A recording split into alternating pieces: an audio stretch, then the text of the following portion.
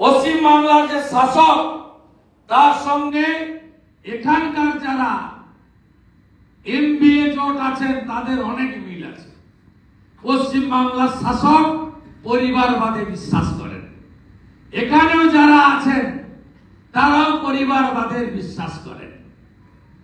এখানে যারা আছেন তারাও তুষ্টিকরণ তোষণের রাজনীতি অ্যাপিজমেন্টে বিশ্বাস করেন, আর পশ্চিম বাংলাও অ্যাপিজমেন্টে বিশ্বাস করে।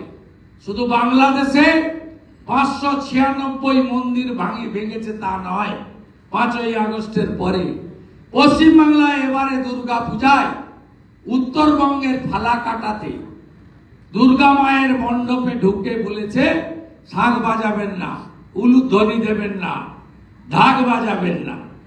গার্ডেন নিচে গিয়ে বলেছে চণ্ডী মন্ত্র, গায়ত্রী মন্ত্র, পুরোহিতের মন্ত্রোচ্চারণ হবে না। হাওড়া জেলার শ্যামপুরে দশেরা বিজয়া দশমীর দিন 5টা দুর্গা মায়ের মূর্তি ভাঙা হয়েছে পশ্চিমবঙ্গে। এমনকি আমি যখন আসছি কাল সারা রাত্রি আমরা ঘুমাইনি।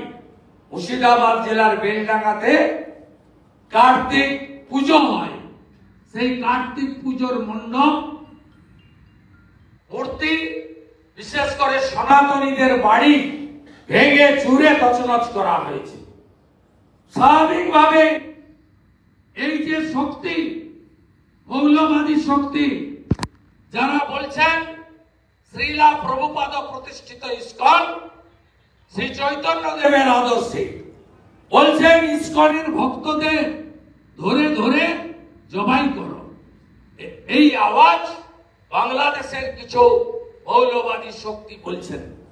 আজকে আপনাদের ধন্যবাদ জানাবো, আপনারা যশস্বী প্রধানমন্ত্রী বিশ্ব নেতা নরেন্দ্র মোদীজিকে মহারাষ্ট্রের মাটিতে ইস্কনের ভক্তরা কার্তিক মাস, যে মাস গেল দামোদর মাস, সেই মাসে আপনারা মৃদঙ্গ খঞ্জনি হরে কৃষ্ণ মন্ত্রের মধ্য দিয়ে স্বাগত করেছেন।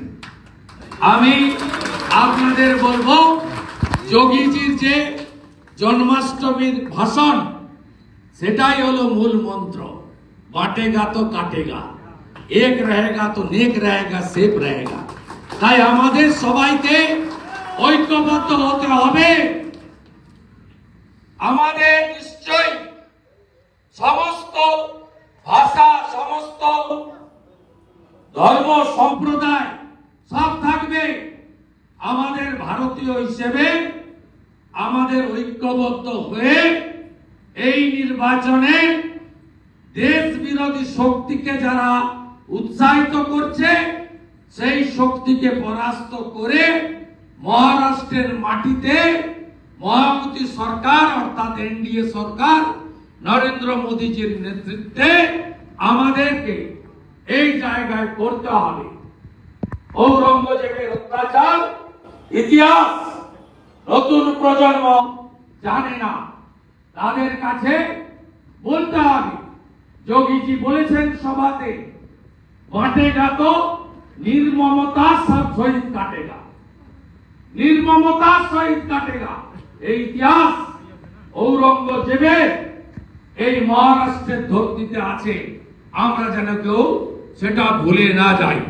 বিশেষ করে বাঙালি সমাজ, আমি আপনাদেরকে আপনাদের মাধ্যমে মহারাষ্ট্রে মাননীয় একনাথ সিন্ডেজি, মাননীয় দেবেন্দ্র ফডনবিস, মাননীয় অজিত পাওয়ারজির নেতৃত্বে যে সরকার, তাকে ধন্যবাদ জানাবো বাংলা সাহিত্য একাডেমি গঠন করার জন্য।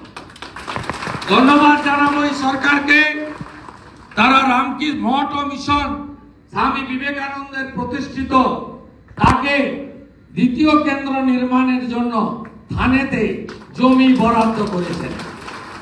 আমি আশা করব পশ্চিম বাংলায় চিকিৎসা নেই, আয়ুষ্মান ভারতের কার্ড চালু করতে দেয়নি, পশ্চিম বাংলার লোক হেলথ ফেসিলিটি পায় না। সবাই প্রায় আসে টাটা সেন্টার যারা ক্যান্সারে আক্রান্ত হন, ভবিষ্যতে এখানে আমাদের সরকার তৈরি হলে আমি আবার আসব, আপনাদের নিয়ে একটা ছোট্ট প্রতিনিধি দল এনডিএর মুখ্যমন্ত্রীর কাছে যাব, গিয়ে বলবো আমাদের বাংলা থেকে আসা নিম্নবিত্ত গরিব কৃষক সাধারণ পরিবারের ক্যান্সার পেশেন্টের আত্মীয়দের থাকার জন্য একটা ব্যবস্থা আগামী দিনে যে মহারাষ্ট্র সরকার তৈরি হবে তারা যেন এখানে করে। আমাদের স্বর্ণকাররা হাতের কাজের জন্য বিখ্যাত। গুজরাট, দিল্লি, মহারাষ্ট্র, ইউপি সব জায়গায় আমাদের লোকেরা, সাউথ ইন্ডিয়াতেও আমাদের বাঙালি হাতের কারিগররা ছড়িয়ে আছেন। এরা আমাদের গর্ব। মোদিজি এদের জন্য বিশ্বকর্মা প্রকল্প এনেছেন। আমি আগামী দিনে স্বর্ণকার উন্নয়ন তাদের জন্য, যাতে আমাদের যে সরকার হতে চলেছে তারা যাতে ভবিষ্যতে পরিকল্পনা করেন সেটা আমরা নিশ্চয়ই আশা করব এবং তাদের কাছে তুলে ধরব, দৃষ্টি আকর্ষণ করব। মুম্বাই, পুনে থেকে হাওড়া পশ্চিমবঙ্গের কানেক্টিভিটি বাড়ানোর জন্য আমরা প্রচেষ্টা নেব এবং যে মতুয়া সম্প্রদায় তৈরি হয়েছিল ঠাকুর হরিচাঁদ ঠাকুর, গুরুচাঁদ ঠাকুর নেতৃত্বে, গড়চৌরুলি, গন্দিয়া, চন্দ্রপুরে প্রচুর মতুয়া সম্প্রদায় রয়েছে। 48টি গ্রাম রয়েছে যেখানে বাঙালি মতুয়া নমশূদ্র সম্প্রদায় মানে সংখ্যাধিক্য গ্রাম। তাদের জমির যে সমস্যা রয়েছে এই সমস্যা মেটানোর ক্ষেত্রেও আগামী দিনে নরেন্দ্র মোদীজির আশীর্বাদে যে এনডিএ মহামতি সরকার হবে তারাও যাতে দৃষ্টি দেয় এর জন্য আমরা ভবিষ্যৎ পরিকল্পনা করব।